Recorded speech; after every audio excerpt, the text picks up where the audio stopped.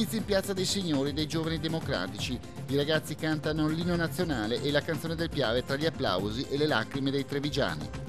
Edizione trevigiana dei nostri notiziari, a tutti voi un ben ritrovati. Li avete sentiti i titoli delle principali notizie di quest'oggi. Blitz, continuiamo con la politica. Blitz dei Giovani Democratici a Treviso in Piazza dei Signori dopo la reprimenda del sindaco Gentilini che non aveva accettato da loro la spilla tricolore, bandiere e palloncini tricolori, e oggi per stuzzicare l'amministrazione comunale. Sentiamo.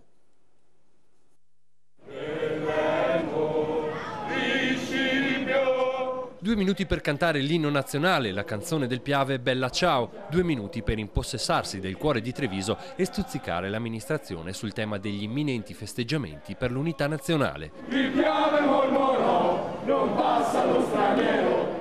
Ad organizzare il flash mob, l'incontro lampo, i Giovani Democratici, che con la canzone del Piave hanno voluto rispondere alla bacchettata ricevuta da Gentilini in Consiglio Comunale, quando il vice sindaco rifiutò da loro la spilla tricolore.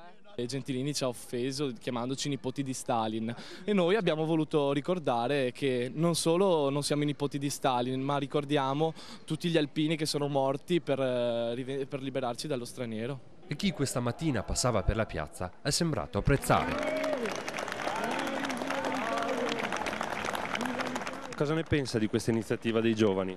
Bellissima, bellissima, perché vuol dire che si sentono italiani, quello è importante. Ho avuto piacere stamattina di tanti giovani con le bandiere. Bravi ragazzi, bravi. Tengono anche un po' di allegria. Vediamo una partecipazione che è giusto ci sia. Ci sembrava assurdo che per quest'anno, soprattutto per i 150 anni, il Comune non organizzasse nulla.